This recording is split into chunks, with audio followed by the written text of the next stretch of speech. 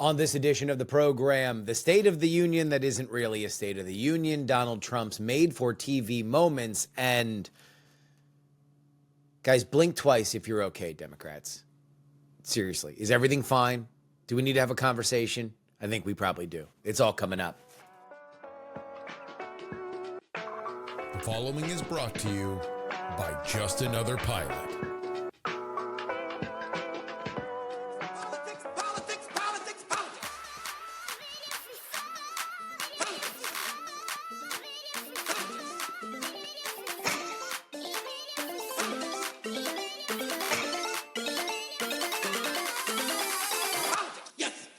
Hello and welcome everybody to the Politics Extra, your late edition, which is early, so it's a little confusing. This normally comes out on Thursdays. It's going to come out on Wednesday today because we have State of the Union that isn't a State of the Union. It's a joint address of Congress, despite the fact that it bears all of the hallmarks of a State of the Union. Anywho, it happens last night. I wanted to give it a watch and let it kind of swirl around in my head before I made any statements. Because oftentimes, here's the reason why, look, you can either do this one of two ways. I can give you my immediate thoughts right after it's done.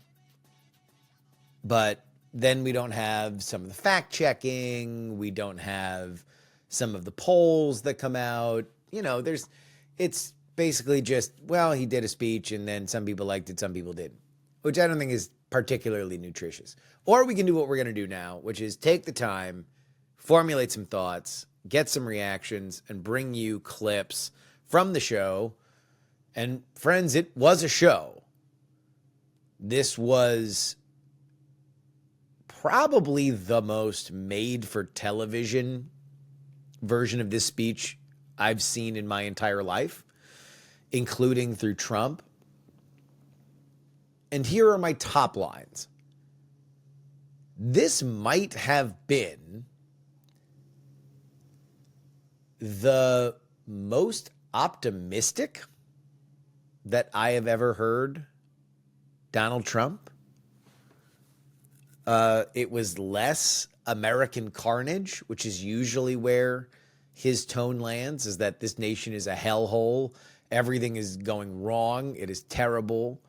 And I need to fix it.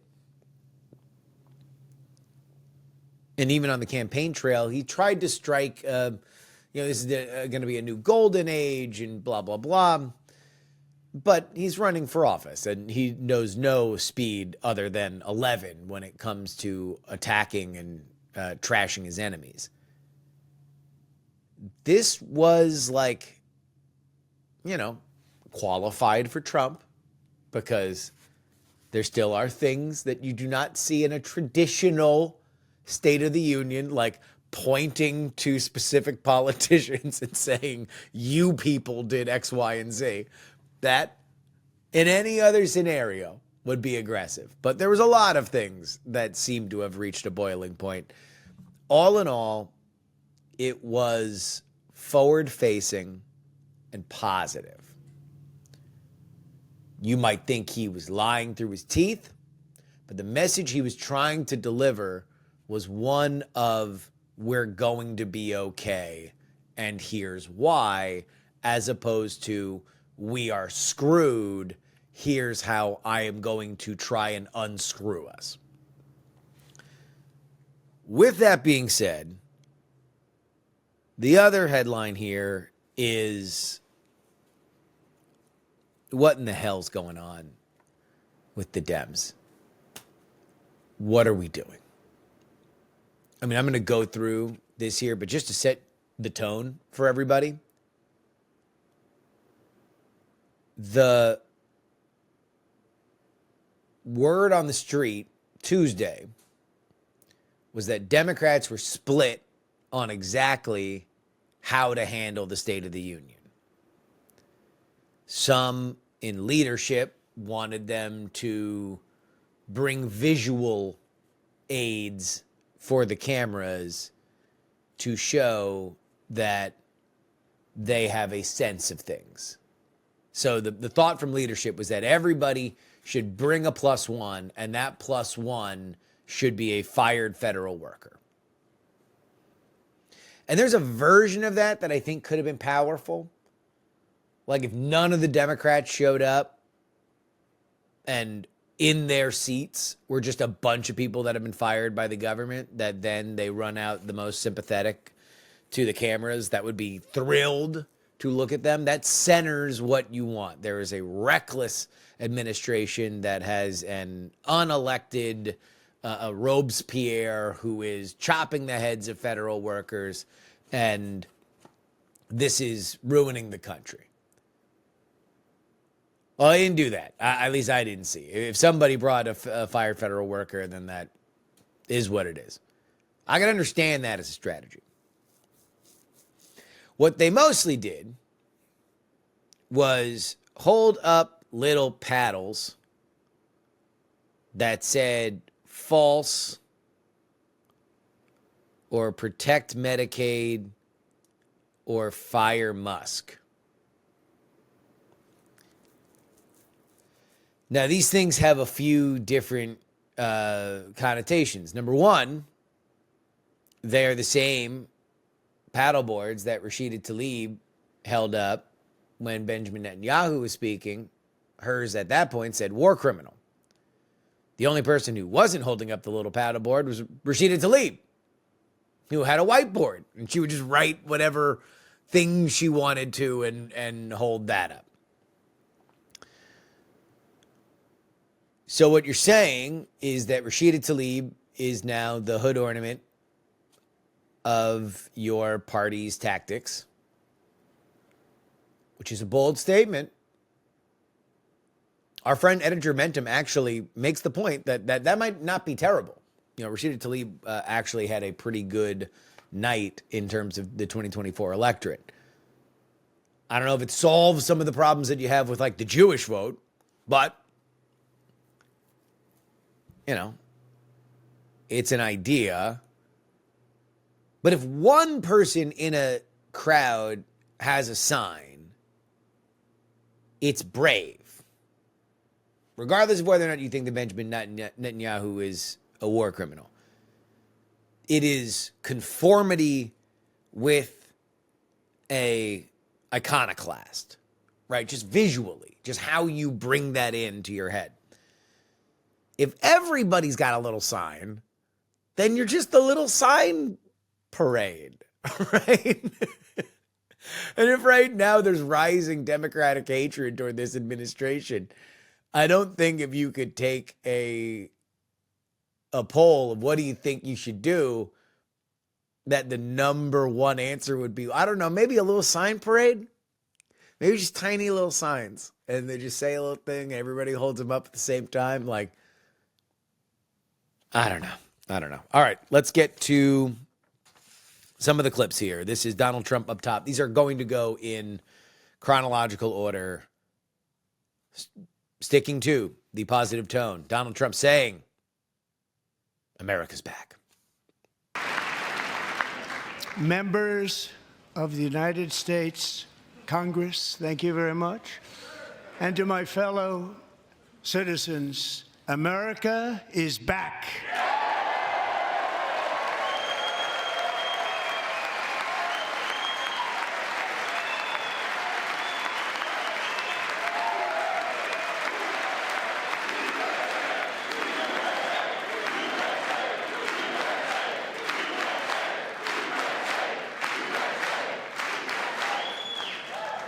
So let's get to the next element of Democratic strategy. We're about 5 minutes in to this speech.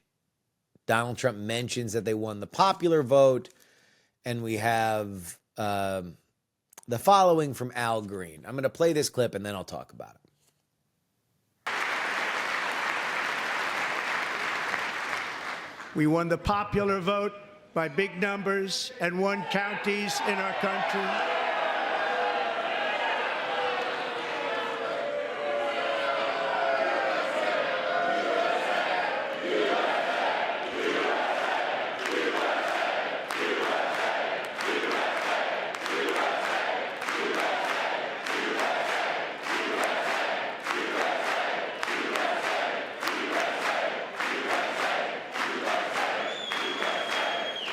counties in our country, 2,700 to 525, on a map that reads almost completely red for Republican.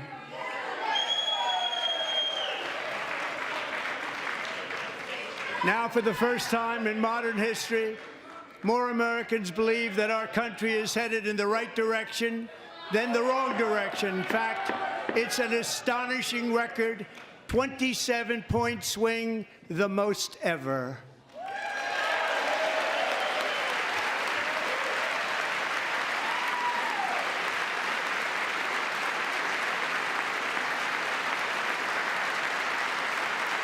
Likewise, small business optimism saw its single largest one-month gain ever recorded, a 41-point jump.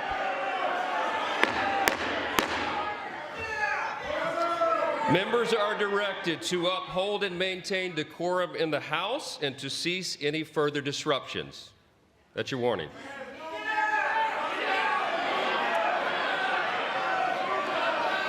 Members are engaging in willful and continuing breach of decorum, and the chair is prepared to direct the Sergeant-at-Arms to restore order to the joint session.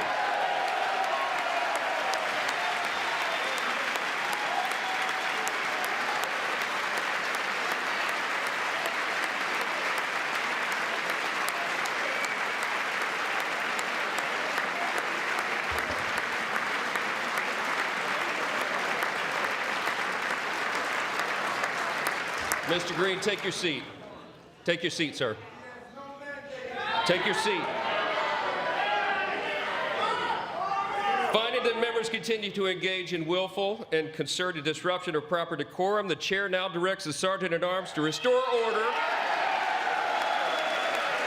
Remove this gentleman from the chamber.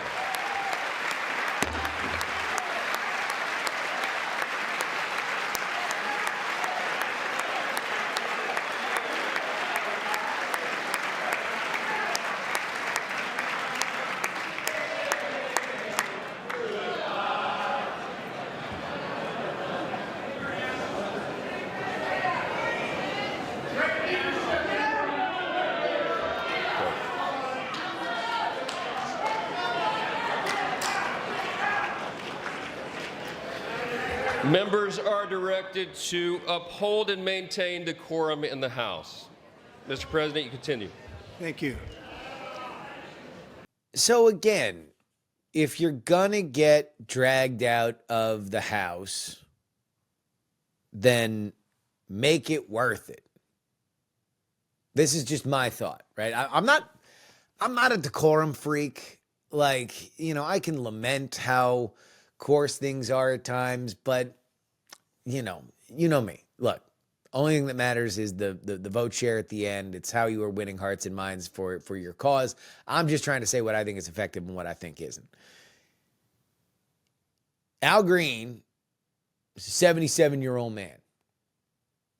He stood up and he looked like a 77-year-old man yelling. All right? I don't know how many times that a 77-year-old man yelling is looked at as something that you want to align yourself with. But, that is what it is.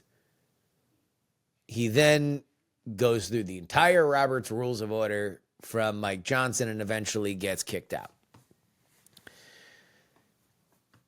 We don't know what he was yelling about. It didn't hit on Mike. He didn't have a sign, a visual way to demonstrate what specifically the issue was with him. And then when he was asked to leave, he left. Which, even if you believe that it's a dumb stunt, something that visually reads on television, and we're going to get to a lot of made-for-television moments, visually reads on television is a 77-year-old man getting dragged out of the chamber. So if you're going to go there, then go there.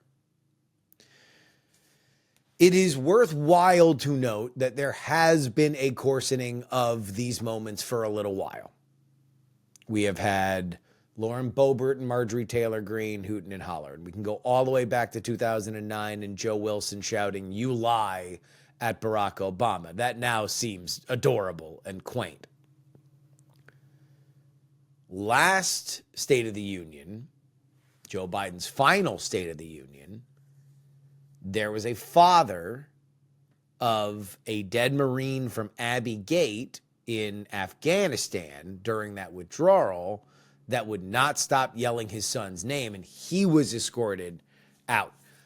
But that brought attention to that guy, right?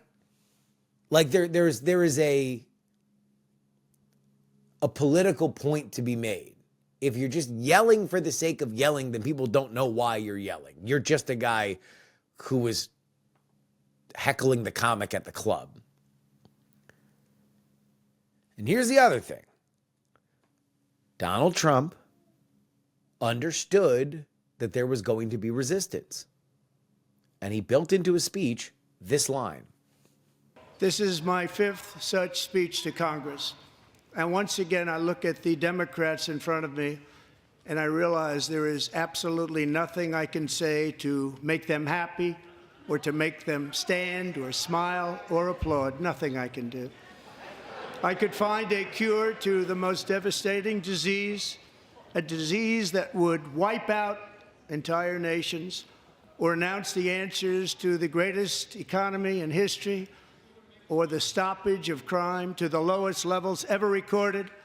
And these people sitting right here will not clap, will not stand, and certainly will not cheer for these astronomical achievements. They won't do it, no matter what. Five times I've been up here. It's very sad, and it just shouldn't be this way.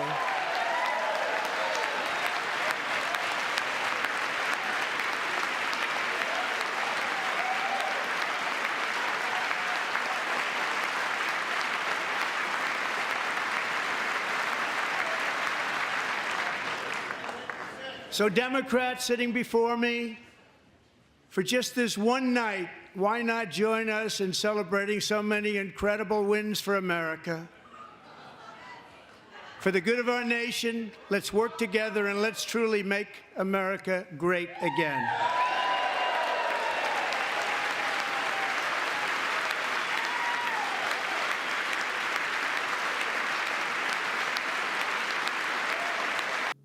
If you are only listening to this, then what you did not see is Nancy Pelosi just looking pressed, dude. The optics on the Democrats in this speech, and I was watching the C-SPAN version, the pure C-SPAN version. They're not going for super unflattering stuff. They're just trying to shoot it, and they are shooting Democrats that are relevant to these conversations. He was just, the optics were bad. I'm sorry. The optics were bad. Democrats looked grumpy and disinterested. They did not look fired up. They did not look like they had a plan. They did not look like they were organized. They just kind of looked old and grumpy.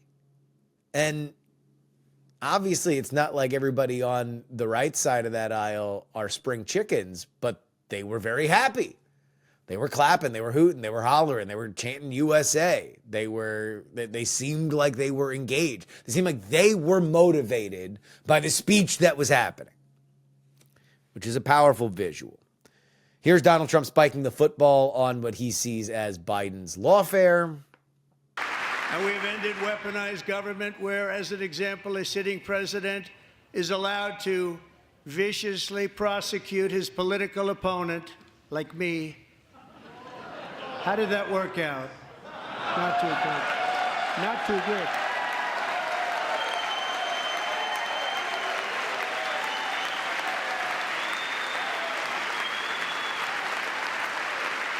And now we get into some of the policy. The biggest issue for Donald Trump, the number one issue that I believe he won on, was the economy, kitchen table issues. And right now, his polling is not good. People do not have a great sense of the economy. Things are particularly chaotic. We got these tariffs that are coming in. We'll talk about that in a second, but inflation is the number one thing. And so credit to his speechwriters that did not get buried into things particularly long. It was the first issue that he talked about, not inner politics squabbles.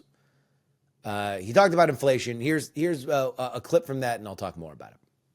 Their policies drove up energy prices, pushed up grocery costs, and drove the necessities of life out of reach for millions and millions of Americans. They've never had anything like it. We suffered the worst inflation in 48 years, but perhaps even in the history of our country. They're not sure. As president, I'm fighting every day to reverse this damage and make America affordable again.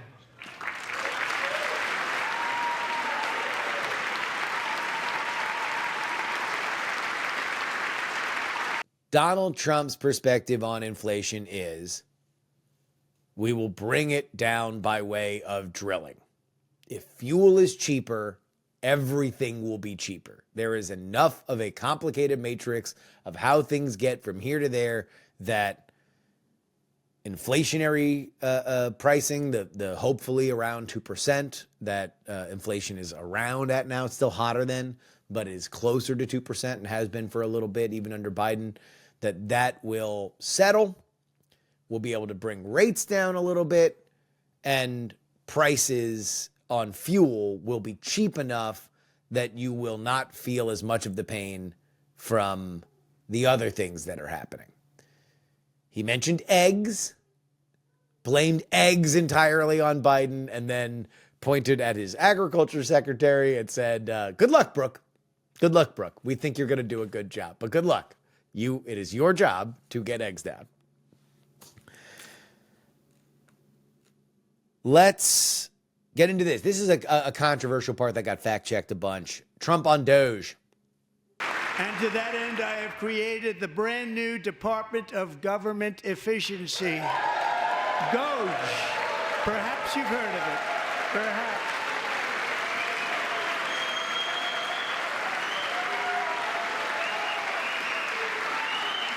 Which is headed by Elon Musk, who is in the gallery tonight.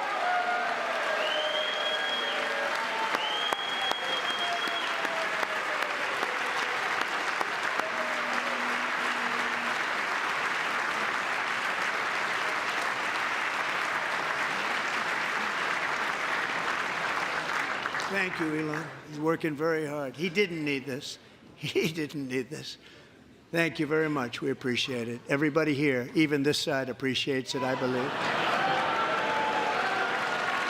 They just don't want to admit that. Just listen to some of the appalling waste we have already identified.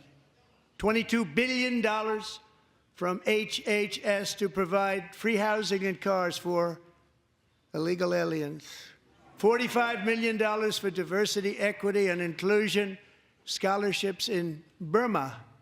$40 million to improve the social and economic inclusion of sedentary migrants. Nobody knows what that is.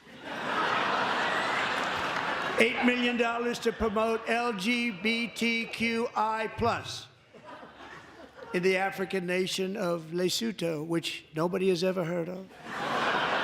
$60 million for indigenous peoples and Afro-Colombian empowerment in Central America. $60 million. $8 million for making mice transgender. This is real. $32 million for a left-wing propaganda operation in Moldova. $10 million for male circumcision in Mozambique. $20 million for the Arab Sesame Street in the Middle East. It's a program.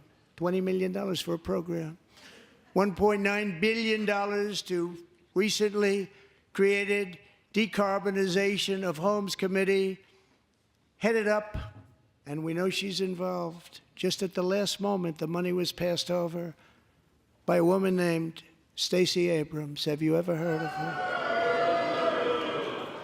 a $3.5 million consulting contract for lavish fish monitoring, $1.5 million for voter confidence in Liberia, $14 million for social cohesion in Mali, $59 million for illegal alien hotel rooms in New York City. He's a real estate developer. He's done very well. $250,000 to increase vegan local climate action innovation in Zambia. $42 million for social and behavior change in Uganda. $14 million for improving public procurement in Serbia. $47 million for improving learning outcomes in Asia. Asia's doing very well with learning. You know what we're doing. Should use it ourselves. And $101 million for DEI contracts at the Department of Education, the most ever paid, nothing even like it. Under the Trump administration, all of these scams, and they're far worse, but I didn't think it was appropriate to talk about them. They're so bad. Many more have been found out and exposed and swiftly terminated by a group of very intelligent, mostly young people, headed up by Elon, and we appreciate it. We found hundreds of billions of dollars of fraud.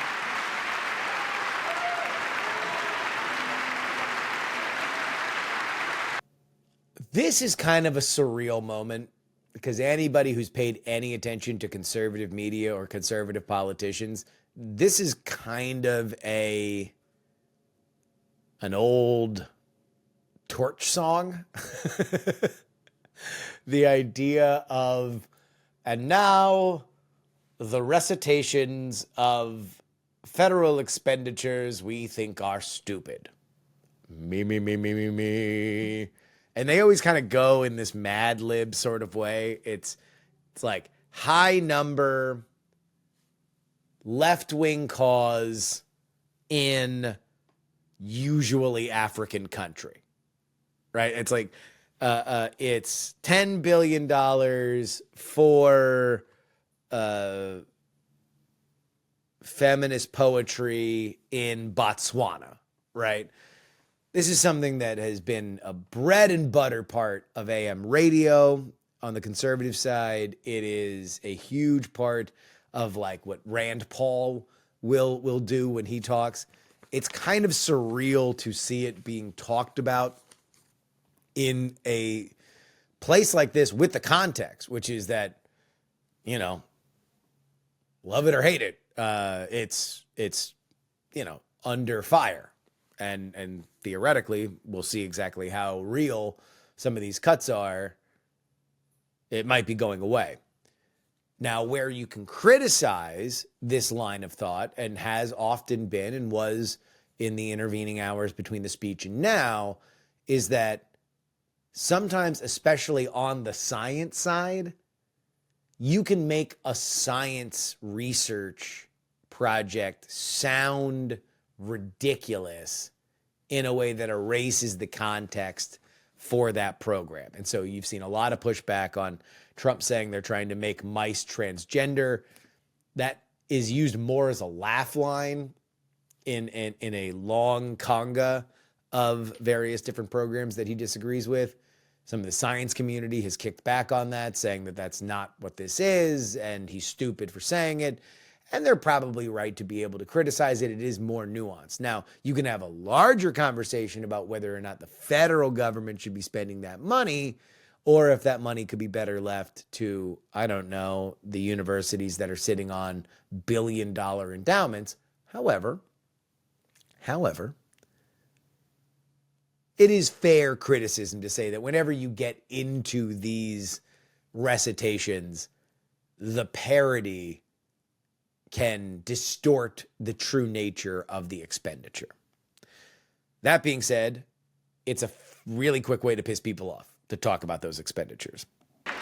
With that goal in mind, we have developed in great detail what we are calling the Gold Card, which goes on sale very, very soon. For $5 million, we will allow the most successful job-creating people from all over the world to buy a path to U.S. citizenship. It's like the green card, but better and more sophisticated. And these people will have to pay tax in our country. They won't have to pay tax from where they came. The money that they've made, you wouldn't want to do that, but they have to pay tax, create jobs. They'll also be taking people out of colleges and paying for them so that we can keep them in our country instead of having them being forced out. Number one, at the top school, as an example, being forced out and not being allowed to stay and create tremendous numbers of jobs and great success for a company out there. So while we take out the criminals, killers, traffickers, and child predators who are allowed to enter our country under the open border policy of these people, the Democrats, the Biden administration, the open border insane policies that you've allowed to destroy our country, we will now bring in brilliant, hardworking, job-creating people. They're going to pay a lot of money, and we're going to reduce our debt with that money.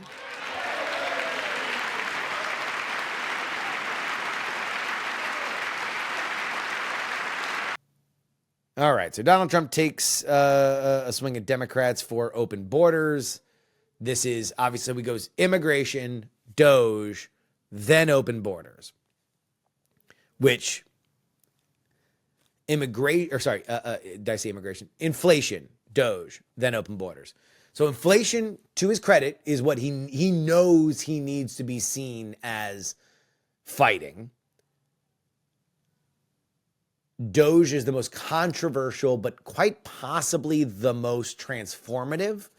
So if you are trying to sell to the American people, whether or not they like everything you're doing, they elected you for big change in Washington. DOGE is the biggest of big change in Washington. And in a very Trumpian sense, the louder his enemies are howling about it, the more he likes to talk about it. This is a big difference between Donald Trump and a lot of other politicians in general, but Republican politicians specifically, who, when they sense things are getting hot, they want to do it less. Trump is like, no. Credit to the great Amin al-Hassan, who once used the term of art for what some believe is hot water, others believe is a sauna. That is Donald Trump. The more Democrats are screaming about DOGE, the more they're out in front of USAID, the more he wants to talk about it, because it cements what he believes is important, that this is revolutionary, not your average kind of change. The open borders, look, that's just a win. He just wins on that. You've seen border crossings slow to a trickle. We don't have the same asylum seeker issue that we had before. It appears as if the incentives for these are gone. It did not require an act of Congress. It was done almost entirely unilaterally from the executive branch. It's just a win. It's a win for him. Anybody who thought that was an issue, he gets a win for that. And then we got into the made-for-TV moments. This is what I like to call the Oprah phase of the speech, although it is not as lighthearted as Oprah. It is tradition in these kinds of speeches that the president will shout out various people that are in the gallery. These are everyday Americans for whom have gone through extraordinary circumstances that have political ramifications. And the first that Trump brought up was a young mother whose 12-year-old was murdered and tortured by two Tren de Aragua gang members. This is something that I've heard a lot about because it also became a issue in the senatorial race here in Texas because it happened in Houston. Trump tells the story with the mother on camera and then says, apparently in a surprise, because a lot of these were surprises, that in honor of this 12-year-old who loved animals more than anything else, he is renaming an animal sanctuary. Here's that clip. Joe Biden didn't just open our borders, he flew illegal aliens over them to overwhelm our schools, hospitals, and communities throughout the country.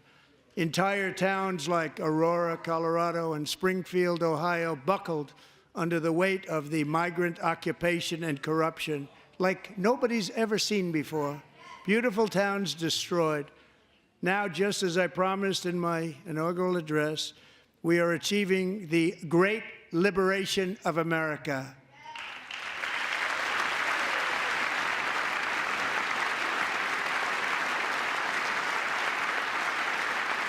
But there still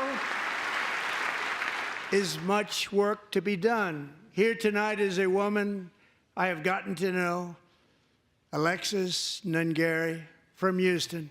Wonderful woman. Last June, Alexis's 12-year-old daughter, her precious Jocelyn, walked to a nearby convenience store. She was kidnapped, tied up, assaulted for 2 hours under a bridge, and horrifically murdered. Arrested and charged with this heinous crime are 2 illegal alien monsters from Venezuela, released into America by the last administration through their ridiculous open border. The death of this beautiful 12-year-old girl and the agony of her mother and family touched our entire nation greatly. Alexis, I promised that we would always remember your daughter, your magnificent daughter, and earlier tonight, I signed an order keeping my word to you. One thing I have learned about Jocelyn is that she loved animals so much. She loved nature. Across Galveston Bay, from where Jocelyn lived in Houston, you will find a magnificent national wildlife refuge, a pristine, peaceful, 34,000-acre sanctuary for all of God's creatures on the edge of the Gulf of America. Alexis, moments ago, I formally renamed that refuge in loving memory of your beautiful daughter, Jocelyn. So, Mr. Vice President, if you would, may I have the order?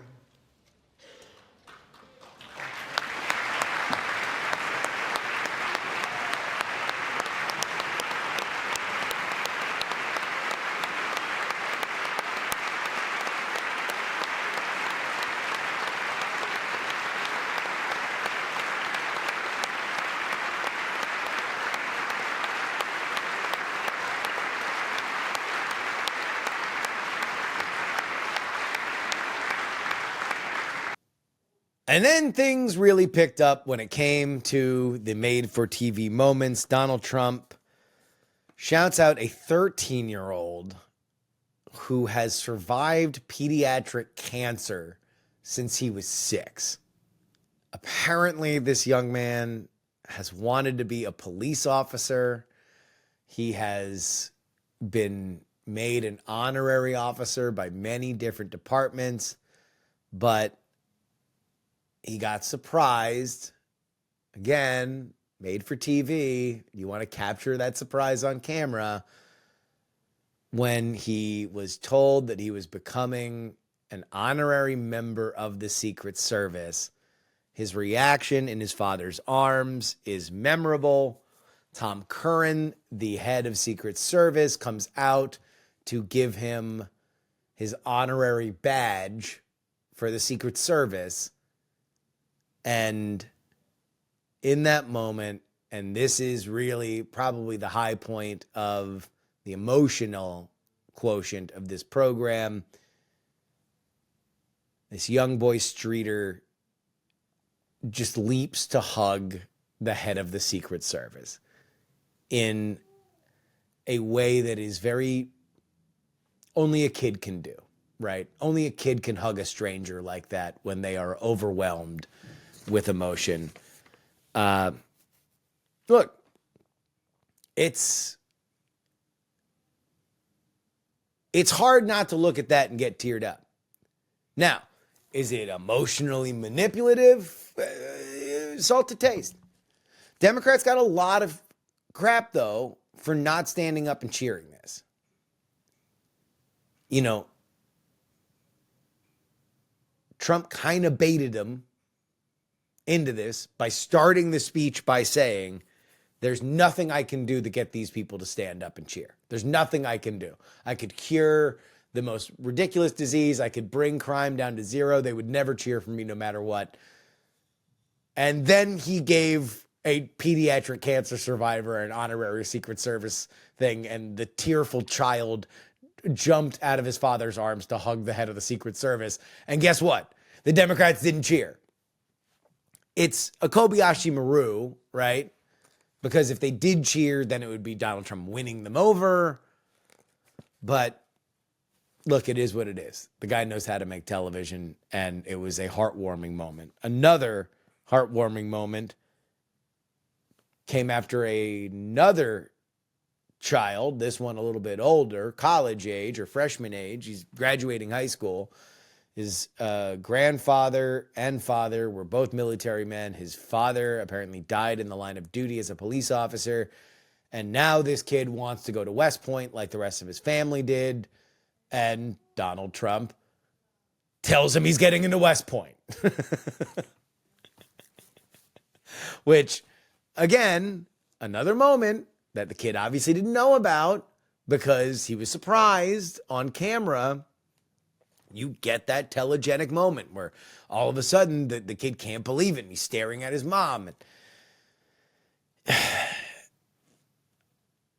The only thing that was missing for me, and I have a dark soul, but I was hoping that Donald Trump would be very Trumpian and kind of going into like, you know, your essay was, it was okay. It was mediocre, but we pulled some strings. You're going to West Point. And then we get back to the serious. America is once again standing strong against the forces of radical Islamic terrorism. 3.5 years ago, ISIS terrorists killed 13 American service members and countless others in the Abbey Gate bombing during the disastrous and incompetent withdrawal from Afghanistan. Not that they were withdrawing, it was the way they withdrew. Perhaps the most embarrassing moment in the history of our country. Tonight, I am pleased to announce that we have just apprehended the top terrorist responsible for that atrocity, and he is right now on his way here to face the swift sword of American justice.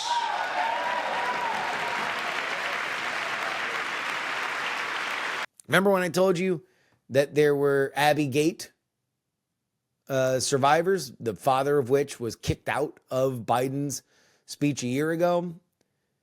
Again, to familiarize you, 13 Marines died in a explosion at one of the gates to Bagram Air Force Base when they were, no, it wasn't was it Bagram? Anyway, there was the only place in which American planes were evacuating Afghanistan during that withdrawal under Biden. If you remember the circumstances of that withdrawal, it was an absolute cluster. America was reliant on the Taliban for protection. So there's another Islamic group called ISIS-K that hates the Taliban because they believe the Taliban are too liberal, for real. And they were going after ISIS. They were going after the Taliban and the Marines. 13 Marines die. Biden did not mention that. By the way, we responded to that by drone bombing what turned out to just be a regular family in Afghanistan. Donald Trump surprises those families of the fallen by saying that the mastermind for ISIS-K had been apprehended in Pakistan and was being extradited that night. He broke the news again on stage. Made for TV moment. And then we got into Ukraine. Now, the rumblings around this were that there was a mineral deal that was going to be signed by Zelensky and that Trump would announce it at the State of the Union. Yet another made-for-TV moment. Trump read the letter, which was also a tweet, that he got from Zelensky where there was some course correction from everything that happened on Friday. This was the reaction from the Democrats. The United States has sent hundreds of billions of dollars to support Ukraine's defense with no security, with no anything.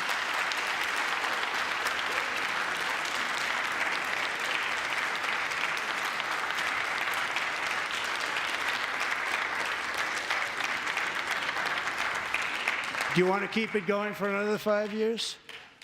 Yeah, you would say Pocahontas says yes.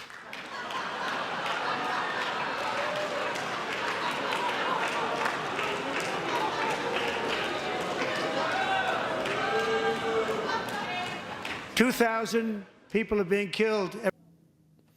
Some people on Twitter pointed out that Pocahontas is a racist nickname for Elizabeth Warren. I would say no, you really can't. Sorry, she's Pocahontas forever. She has to wear that L around her neck for the rest of her life because she made a viral video trying to spike the football by taking a DNA test where it revealed she was like 0.0002% Cherokee. So no, she's Pocahontas, and that's just that.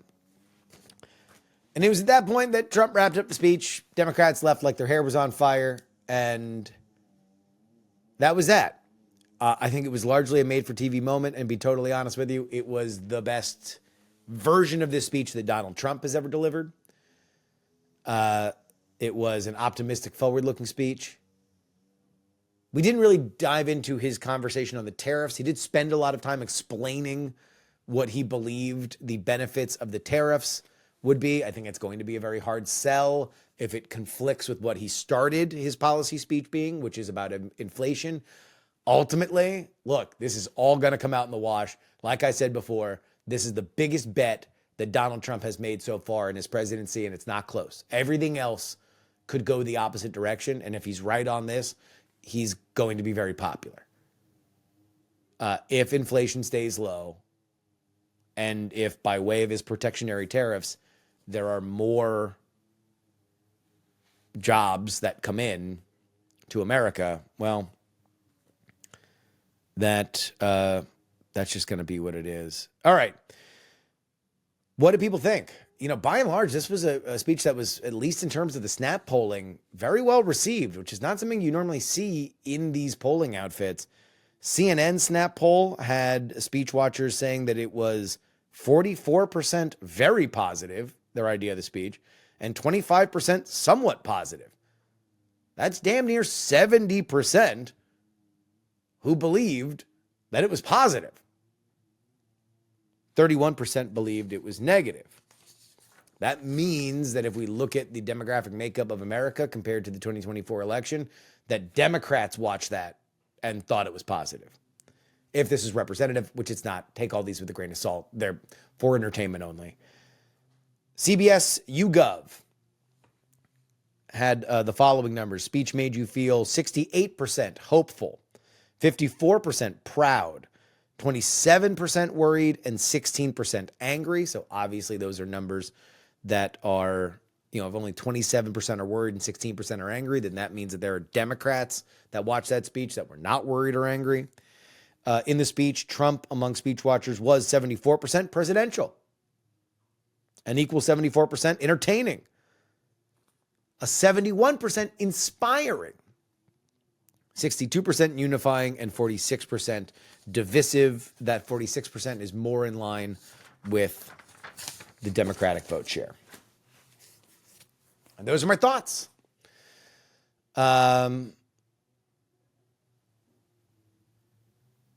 Democrats, what are you doing? What are you doing? The missing of the basic blocking and tackling on stuff like this just makes me, I just don't know. I don't know. They're just hoping Trump screws up, which he may very well. And in fact, on tomorrow's episode of the show, we are going to have J.D. Durkin on. We're going to talk about the state of the economy, but that is going to be on Friday's episode. Hopefully you guys enjoyed this. This has gone out to paid subscribers first and is going out to free subscribers because it's free HBO week later today, hopefully for your afternoon commutes. Hopefully you guys like it. If you have liked it as a free subscriber, one place to go, takepoliticsseriously.com.